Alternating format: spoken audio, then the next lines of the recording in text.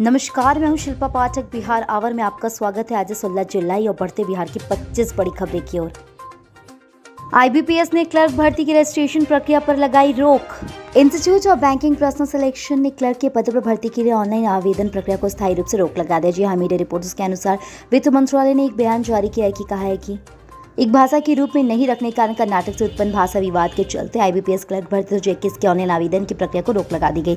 इसलिए IBPS ने विवाद सुलझाने के तहत ही ऑनलाइन रजिस्ट्रेशन प्रक्रिया को रोक लगा दी है। इस संबंध में आधिकारिक वेबसाइट में लिखा गया है कि CRP क्लर्क 11 आवेदन लिंक के लिए भर्ती प्रक्रिया स्थायी रूप से रोक लगा दी गई। ऐसे में उम्मीदवारों को सलाह दी जाती है कि वे लिंक के संबंध में लेटेस्ट अपडेट के लिए आधिकारिक वेबसाइट यानी IBPS इन पर नजर रखें। रक्षा मंत्रालय 41 फील्ड एम्यूनिशन डिपो के लिए भर्तियां। रक्षा मंत्रालय ने ट्रीटमेंट्स में junior office assistant material assistant के साथ ही MTS फायरमैन और 255 ABO ट्रीटमेंट पदों के लिए भर्तियां निकाली। इसके तहत 485 के साथ रिक्त पद भरे जाने हैं। इन पदों के लिए 21 से लेकर 28 वर्ष तक की आयु के अभ्यर्थी आवेदन कर सकते हैं। इनके लिए आवेदन ऑफलाइन करना आवेदन फॉर्म भर्ती सेना की वेबसाइट indiaarmy.nic.in से डाउनलोड किया जा सकता है। यह भर्ती विज्ञापन 10 जुलाई को जारी किया जाएगा। आवेदन विज्ञापन जारी होने से 21 दिन तक किया जा सकता है। RBI grade B interview schedule जारी, अगस्त में होंगे साक्षात्कार। रिजर्व बैंक ऑफ इंडिया ने विभिन्न पदों के लिए इंटरव्यू शेड्यूल जारी कर साक्षात्कार प्रक्रिया 2 अगस्त से शुरू होगी, 30 अगस्त 2021 तक चलेगी। इसके अनुसार ग्रेड बी DR जनरल पद के लिए इंटरव्यू 2 अगस्त से, ग्रेड बी DR पद के लिए 30 अगस्त को आयोजित किया जाएगा। ऐसे में लिखित परीक्षा में चयनित अभ्यर्थियों के साथ ही आधिकारिक वेबसाइट RBI.org.in पर साक्षात्कार कार्यक्रम की जांच कर सकते हैं। वहीं सभी इंटरव्यू के साथ ही वीडियो कॉन्फ्रेंसिंग के जरिए ऑनलाइन होंगे। देश में पिछले 24 घंटे के दौरान 41,806 नए मामले आए सामने। भारत में पिछले 2 दिनों से कोरोना के मामले लगातार बढ़े हैं। जी हां, स्वास्थ्य मंत्रालय के ताजा आंकड़ों के मुताबिक देश में पिछले 24 घंटे में दौरान 41,806 नए मामले सामने। इसके साथ ही देश में कोरोना के कुल पॉजिटिव मामलों की संख्या 3,09,57,880 हो गई। आंकड़ों के मुताबिक बीते 24 घंटे में 581 मामले दर्ज की गई है। इसके बाद ही देश में कुछ मौतों की आंकड़ा में 4,11,979 के पास पहुंच गई है। इस दौरान 29,130 मरीज डिस्चार्ज भी हुए। इसके साथ ही इनकी संख्या बढ़कर 3,01,43,850 हुई। बढ़ते मामलों के बीच एक अच्छी खबर भी यह है कि देश में सक्रिय मामलों की लगातार संख्या 5 लाख के नीचे बनी हुई है। गौरतलब है कि देश में बढ़ते मामलों की वजह से देश की तीसरी लहर के आने की आशंका तेज होगी। हालांकि सरकारी या विशेषज्ञों की तरफ से इसको लेकर कुछ भी नहीं कहा गया। आपको बताते चले कि कुछ समय पहले अखिल भारतीय वायु विज्ञान के साथी डॉक्टर रणदीप गुलेरिया ने कोरोना की तीसरी लहर से लोगों को चेतावनी भी दे दी थी। इनके साथ ही लॉकडाउन के खत्म होने के बाद भी उसे लापरवाह हो रहे हैं। बिहार में 24 घंटे में 113 नए पॉजिटिव केस आए सामने। बिहार में 3 दिनों से संक्रमण का काफी ग्राफ धीरे धीरे बढ़ता ही जा रहा है। संक्रमण के बढ़ते मामलों के बाद रिकवरी रेट भी प्रभावित हो रहा है। लगातार 3 दिनों से रिकवरी रेट 58.56% पर अटका हुआ है। इसे लेकर आगे नहीं बढ़ने के लिए कारण में संक्रमण से एक्टिव मामलों में बढ़ोतरी हो गई। नए मामलों के साथ ही हर दिन बढ़ा है। 15 जुलाई से 24 घंटे में 118 नए संक्रमितों की पहचान हुई। 13 जुलाई को 106 नए संक्रमित पाए गए हैं। 12 जुलाई को नए संक्रमितों की संख्या 72 हो गई। आंकड़ों में बढ़ोतरी को लेकर अंदाजा लगाया जा सकता है कि कोरोना तेजी से बढ़ रही है। रोड और बांध किनारे रात गुजार रहे लोगों को मिलेगा पक्का मकान। जहां तहां रह रहे लोगों को जिला प्रशासन जमीन मुहैया कराएगा। जी हां, ऐसे लोगों को प्रधानमंत्री आवास योजना का लाभ दिलाया जाएगा। आवास सहायक व कर्मचारी को सूची तैयार करने को कहा गया है। निजी व सरकारी जमीन पर रह रहे लोगों को अपनी आवास बनाकर दिया जाएगा, लेकिन सड़क व बांध किनारे रह रहे लोगों को जमीन खोज कर बसाया जाएगा। जिलाधिकारी सुबोध कुमार सेन ने निर्देश दिया है कि वैसे तमाम लोगों की सूची बनाया जाए जो भूमिहीन है, उन्हें आवास मुहैया नहीं कराया गया। खासकर वैसे लोगों की सूची बनाने के लिए कहा गया जो सड़क किनारे रह रहे हैं। विधान परिषद के 24 सदस्यों का कार्यकाल आज होगा खत्म। बिहार विधान परिषद के 24 सदस्यों का कार्यकाल आज समाप्त हो चुका है। जी हां, कल के बाद विधान परिषद सदस्यों की संख्या 75 से घटाकर 51 रह जाएगी। जिन 24 सदस्यों का कार्यकाल समाप्त हो जाएगा वे स्थानीय निकाय से निर्वाचित होकर विधान परिषद पहुंचे थे। अब ये पद तक खाली रहेंगे जब तक वे बिहार में तृतीय पंचायत चुनाव नहीं हो जाता। अब तक दल बल के साथ संख्या बदल जाएगी।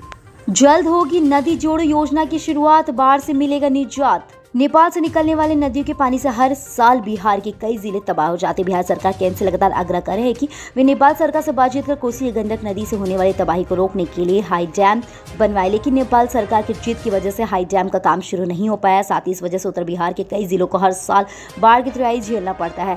मगर अब बिहार सरकार ने भी अभी बड़ी पहल शुरू करने की तैयारी तेज कर दी। जल संसाधन मंत्री संजय झा ने बताया कि बिहार सरकार जल्द ही अपने दम पर कुछ छोटी नदियों को आपस में जोड़ने की कोशिश कर रही है। शुरुआत में उत्तर बिहार और दक्षिण बिहार की एक नदी से इसकी शुरुआत हो सकती। अगर यह योजना सफल होती है तो आने वाले समय में कई और नदियों को आपस में जोड़ने की कवायद तेज कर दी होगी।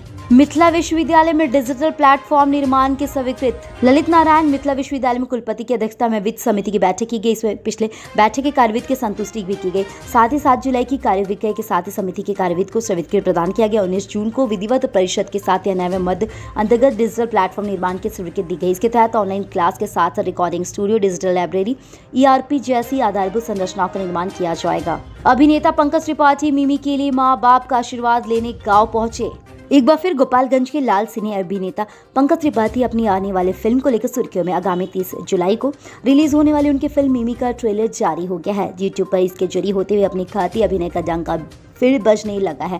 ट्रेलर को 20 घंटे का 50 लाख से अधिक व्यूअर्स मिल चुके हैं। पंकज अपनी फिल्म की सफलता के लिए माँ व पिता से आशीर्वाद लेने के लिए 2 दिन पूर्व अपने गाँव जिले के लिए बेसंट आए थे। पिता पंडित बनास तिवारी व माँ हेमवंती देवी ने अपने लाल को खूब आशीर्वाद दिया। अपने ही दोनों लाल के साथ कदम चूमने की कामना की। पंकज भावुक हो गए। माता पिता का आशीर्वाद मिल गया तो फिल्म जरूर हिट रहेगी। पटना पार्किंग की समस्या से मिलेगी निजात। PMC 38 जगहों पर बनाएगा स्मार्ट पार्किंग। अब आपको जल्द पार्किंग के लिए होने वाली दिक्कत से निजात मिलने लगेगी। इसके लिए पटना नगर निगम ने पायलट प्रोजेक्ट के लिए 38 जगहों पर स्मार्ट पार्किंग स्थल के तौर पर विकसित करने का फैसला ले लिया है। इसे लेकर आयुक्त हिमांशु शर्मा ने कहा कि हरियाणा की एक निजी कंपनी को अगले 2 से 3 दिन में जिम्मेदारी सौंपी जाने के साथ ही राजनगर आयुक्त ने कहा कि जो प्रोजेक्ट पब्लिक प्राइवेट पार्टनरशिप के तहत पटना में पार्किंग समस्या से निजात दिलाने के लिए शुरू किया जा रहा है। उन्होंने कहा कि स्मार्ट पार्किंग सुविधाओं में गाड़ियों की एंट्री और एग्जिट को नियंत्रित करने के लिए रेडियो की फ्रिक्वेंसी के साथ ही सेंसर के लिए बैरियर बनेगा। गाड़ी का मॉडल और नंबर रिकॉर्ड करने के लिए smart tagging system, CCTV camera और ऑटोमेटिक भुगतान की प्रक्रिया शामिल होगी। बिहार में हो सकता है 1000 करोड़ रुपए का राजस्व घाटा। भारत के आंतरिक उप नियंत्रक और महालेखा परीक्षक के साथ ही राकेश मोहन ने गुरुवार को कहा कि बिहार में 1000 करोड़ रुपए का राजस्व घाटा हो सकता है। उन्होंने कहा कि पिछले वित्त वर्ष 2018-2019 में 6,857 करोड़ रुपए से राजस्व अधिशेष की तुलना में प्रदेश में वित्तीय वर्ष 2019-20 में कम से लेकर 1000 करोड़ रुपए का राजस्व घाटा होने की संभावना थी।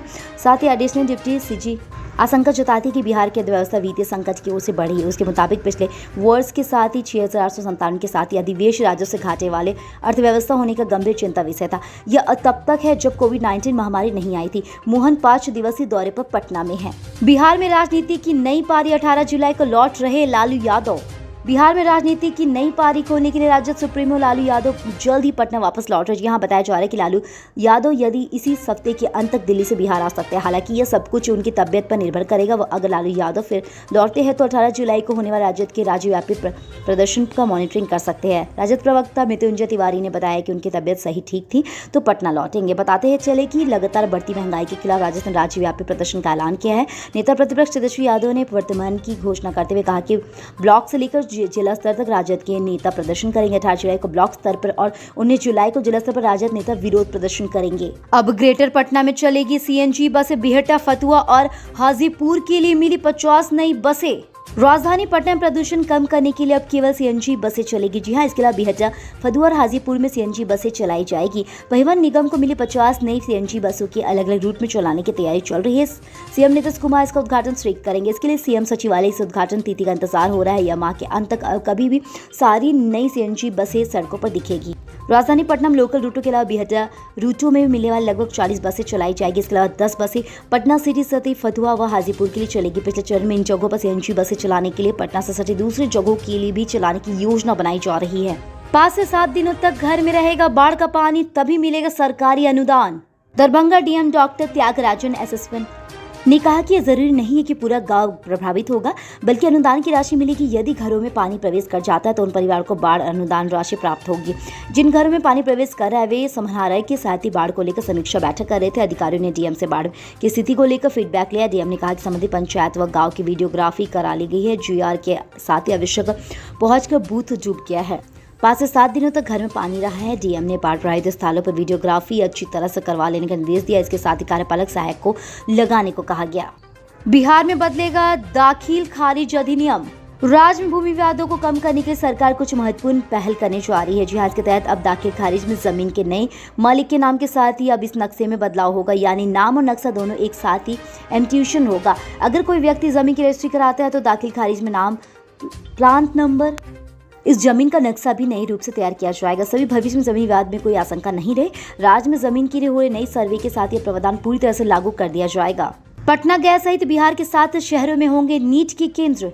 नेशनल टेस्टिंग एजेंसी के दौरान सरकारी व निजी मेडिकल कॉलेज में एमबीबीएस के साथ ही कोर्स नामांकन के लिए national eligibility cum entrance test के लिए आवेदन स्वीकार कर ली गई। ऑनलाइन आवेदन 6 अगस्त से एनटीए की वेबसाइट www.nta.ac.in पर लिंक के पर स्वीकार किए जा सकते हैं। इस साल परीक्षा में 13 भाषाओं में प्रश्न पत्र पूछे जाएंगे। परीक्षा के लिए बिहार में पटना व गया सहित 7 शहरों में केंद्र बनाए जाएंगे। नीट 2021 के लिए देश में 200 शहरों में परीक्षा केंद्र बनाए जाएंगे। देश में बाहर कुवैत के साथ सिटी में भी सेंटर होगा। बिहार में पटना के साथ साथ हाजीपुर, मधुबनी, नालंदा, सीतामढ़ी, वैशाली में परीक्षा केंद्र बनाए जाएंगे। झारखंड, बोकारो, जमशेदपुर, रांची और हजारीबाग को केंद्र परीक्षा के लिए चिन्हित किया गया है। एनटीए प्रबंध के साथ अनुसार आवेदन में दिए गए विकल्प के आधार पर किस शहर में सेंटर दिया जाएगा, इसकी जानकारी अभ्यर्थियों को 20 अगस्त को उपलब्ध करा दी जाएगी। नॉर्थ बिहार का शराब का बड़ा सप्लायर पुलिस के हत्थे चढ़ा। उत्तर बिहार में शराब की सप्लाई करने वाला बड़ा धंधेबाज आखिरकार पुलिस के हत्थे चढ़ गया। धंधेबाज वलायत सिंह सरिया परखारा का रहने वाला है। इसके खिलाफ 10 से अधिक मामले सरिया, जैतपुर और ऊपी और खर्जा थाना में दर्ज है। पुलिस उसके खिलाफ 2 साल से तलाश चल रही थी, लेकिन वह घर पर नहीं रहता था। इधर उधर से छुपकर वह शराब की सप्लाई करता था। पुलिस की तमाम कोशिशों के बावजूद वह पकड़ में नहीं आ रहा था। जिला पुलिस ने उसे पकड़ने में विफल रहती थी। एसटीएफ ने जिम्मेवारी अपने कंधों में ले ली। शराब माफिया के पूरे डिटेल्स खंगालना शुरू कर दिया। आखिरकार उसके बारे में जानकारी हाथ लग गई। उसका लोकेशन सरिया में मिला। पुलिस सूत्रों के अनुसार वे शराब की डील करने आया था। तभी टीम ने धावा बोलकर उसे दबोच लिया। सिरा एसडीपीओ राजेश शर्मा ने बताया कि उसके खिलाफ 2005 में एक हत्या का मामला दर्ज किया गया, तो साथ ही खिलाफ भी केस दर्ज की गई। उन्हीं सभी फाइल खंगाली जा रही और सब फाइलों में भी रिमांड किया जाएगा। पर्यावरण बचाओ का संदेश ले साइकिल यात्रा पर निकले भाई बहन। बिहार शरीफ के रहने वाले भाई बहन साइकिल से ही केरल तक की यात्रा कर निकल पड़े हैं। जी हाँ, इनकी यात्रा करीब 1.5 महीने की है। 1.5 महीने में वह बिहार से झारखंड व फिर छत्तीसगढ़ से तेलंगाना होते हुए केरला तक जाएंगे। इस यात्रा के पीछे उनका उद्देश्य पर्यावरण बचाओ, साइकिल का इस्तेमाल करो का संदेश लोगों के बीच देना है। मार्च 2022 तक महात्मा गांधी सेतु का पूर्वी लेन बनकर होगा तैयार। हाजीपुर में पथ निर्माण मंत्री नितिन नवीन ने दावा किया कि 2022 के मार्च तक महात्मा गांधी सेतु का पूर्वी लेन से ही सुपर स्ट्रक्चर बनकर तैयार हो जाएगी। इसके साथ ही महात्मा गांधी सेतु उत्तर बिहार के लोगों को जाम से राहत मिलेगी। पथ निर्माण मंत्री ने महात्मा गांधी सेतु के पाया संख्या 28 के बीच अधिकारियों की टीम के साथ पुल के सुपर स्ट्रक्चर के हो रहे निर्माण का निरीक्षण किया। इन्होंने कहा कि 2024 तक महात्मा गांधी सेतु के स्नातक के 4 पुल का निर्माण पूरा कर लिया जाएगा। उन्होंने कहा कि महात्मा गांधी सेतु पर सुपर स्ट्रक्चर बनाकर लोगों को जाम से निजात दिलाने की कोशिश की गई है। वहीं आने वाले समय हाजीपुर के पासवान चौक पर 8 लेन उनका भी निर्माण किया जाना है, जिसके लिए हाजीपुर और पटना के बीच की दूरी मिनटों में तय की जा सकेगी। अनियमित रूप से बहाल 7 शिक्षक बर्खास्त। शिक्षा विभाग ने अनियमित रूप से बहाल 7 शिक्षकों को बर्खास्त कर दिया। जी हाँ, इनमें से 2 पुरुष शिक्षक और 5 शिक्षिकाएं हैं। इसके साथ ही शिक्षा विभाग के द्वारा 5 महिला शिक्षकों पर सेवानिवृत्ति के बाद कार्रवाई की जाए। इसे पेंशन और भुगतान कर रोक लगा दी गई। शिक्षा विभाग के एक अधिकारी ने बताया कि जांच रिपोर्ट के आधार पर दर्जन भर शिक्षकों पर कार्रवाई की जाए। इसके साथ ही पटना के गुलजार बाग स्थित बीएनआर ट्रेनिंग कॉलेज, राजकीय कन्या मध्य विद्यालय, राजकीय कन्या मध्य विद्यालय के साथ ही बिहार शरीफ से राजकीय विद्यालय के बुनियादी विद्यालय के एक शिक्षक और भोजपुर जिले की राजकीय बुनियादी विद्यालय के शिक्षक को बर्खास्त किया गया। इस बर्खास्त शिक्षकों ने नियमित रूप से नियुक्ति की जांच केंद्रीय जांच ब्यूरो ने की थी। जिन जांच पार्टियों की नियुक्ति के साथ की पेंशन और भुगतान पर रोक लगाने की कार्रवाई की जाए, वे हाल में सेवानिवृत्त हुए थे। उत्तर बिहार के कुछ जिलों के लिए मौसम विज्ञान केंद्र का येलो अलर्ट जारी। उत्तर बिहार के कुछ जिलों के लिए मौसम विज्ञान ने येलो अलर्ट जारी कर चुका है। वहीं अगले 2 से 3 दिनों तक मध्यम से बारिश और मेघ गर्जन और वज्रपात का आसार जताए जा रहे हैं। नमी युक्त हवा के कारण बारिश का सिस्टम लगातार बना हुआ है। पूर्वी बिहार में इसका असर दिख सकता है। शेष भागों में स्थिति सामान्य रहने का आसार है। मॉनसून की ट्रफ लाइन गुजरात से महाराष्ट्र, छत्तीसगढ़, उड़ीसा के रास्ते बंगाल की खाड़ी तक पहुंच रही है। इस वजह से अगले 2 दिनों तक उत्तरी भारत में बारिश की उम्मीद कम है। हालांकि उत्तरी बिहार के कई जिलों में 16 से 17 जुलाई को मध्यम से बारिश हो सकती है। पूर्वी व पश्चिम चंपारण, गोपालगंज, सरन व सिवान में इसकी संभावना जताई जा रही है। आंखों की रोशनी बढ़ाने के लिए डाइट में इन फ्रूट्स को करें शामिल। लंबे समय से ऑनलाइन काम करते करते ज्यादातर समय टीवी देखने से ज्यादातर असर आंखों की रोशनी पर पड़ रहा है। एक स्टडी के मुताबिक लॉकडाउन के दौरान दुनिया भर में सबसे ज्यादा भारतीयों की दृष्टि क्षमता पर असर पड़ा है। अधिक समय तक स्क्रीन के सामने बैठने से भारत में करीब 27.5 करोड़ लोग यानी करीब 23% आबादी की दृष्टि क्षमता प्रभावित हुई। आप अपनी और अपने बच्चों की आंखों का ध्यान रखना चाहते हैं तो अपनी आंखों की सेहत का ध्यान रखें। आंखों की सेहत के लिए डाइट में ऐसी चीज़ों को शामिल करें जिनमें आंख की रोशनी कायम रह सके और आंखों को सुकून मिल सके। गाजर में विटामिन सी प्रचुर मात्रा में मौजूद होता है जो आंखों की रोशनी बढ़ाने में उपयोगी होता है। रोजाना गाजर का जूस पीने से आंखों की रोशनी में इजाफा होगा। पोषक तत्वों से भरपूर मछली ओमेगा 3 फैटी एसिड का बेस्ट स्रोत होता है। इसे पेट और तेल मौजूद होता है जो आंखों के लिए बेहद उपयोगी है। मछली का तेल आंखों की ड्राइनेस को दूर करता है। अच्छी सेहत के लिए हरी पत्तेदार सब्जियों का सेवन बहुत जरूरी है। हरी सब्जियों जैसे पालक और आयरन और विटामिन से भरपूर होता है जो आंखों की रोशनी को बढ़ाने में बहुत ज़रूरी होता है। नट्स ओमेगा 3 फैटी एसिड से भरपूर होते हैं जो नट्स में उच्च स्तर का विटामिन ई पाया जाता है जो आंखों को बढ़ती उम्र की वजह से होने वाले नुकसान से बचाया जा सकता है। कल हमारे द्वारा पूछे गए सवाल के जवाब आप में से बहुत से जिसने हमें कमेंट करके दिया उसके लिए आपका बहुत बहुत धन्यवाद। आप में से जिन यूजर्स के जवाब अच्छे लगे उनके नाम है टुनटुन ओझा, कन्हैया कुमार और रेणु पाठक। आप हमारे सवाल के जवाब देते रहे, हम कल आपका नाम लेने की पूरी कोशिश करेंगे। तो चलिए बढ़ते आज के सवाल की। आज के सवाल कुछ इस प्रकार है, क्या राजधानी पटना और उसके आसपास सिर्फ सीएनजी बसों के परिचालन का फैसला सही है? अपने जवाब हमें कमेंट करके जरूर बताएं। इसके साथ ही आज के लिए बस इतना ही। कल की खबरों के लिए हमारे साथ जरूर रहे। अगर ये वीडियो आप हमारे YouTube पर देख रहे हैं तो चैनल को सब्सक्राइब करें और बेल आइकन दबाना ना भूलें। और अगर आप ये वीडियो हमारे Facebook पर देख रहे हैं तो पेज को लाइक करें और ज़्यादा से ज़्यादा शेयर करें। सुरक्षित रहें, स्वस्थ रहें। धन्यवाद।